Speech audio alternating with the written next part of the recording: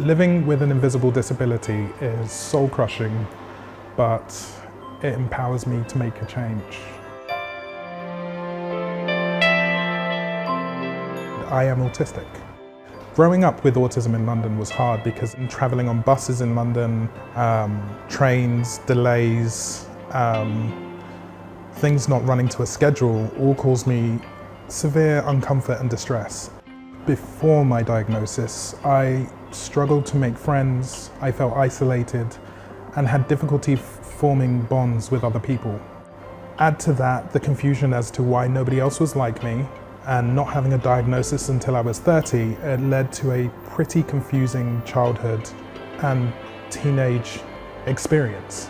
So I spent my teenage years and late childhood searching for places where I felt welcome. Tabletop games were one of my many outlets that gave me a way to socialize without socializing. This led me to designing tabletop games, designing events where people could socialize and take part in something where the social anxiety of interacting with the person that was at the table was taken away by the tool, which was that board game or role-playing game or experience. In the UK, 1 in 100 people are on the autism spectrum, and there are around 700,000 autistic adults and children.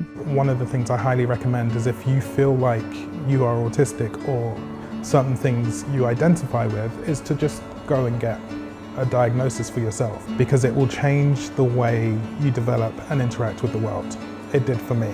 My differences don't describe me. What makes me me is my determination to help and change the perception that people have of being different.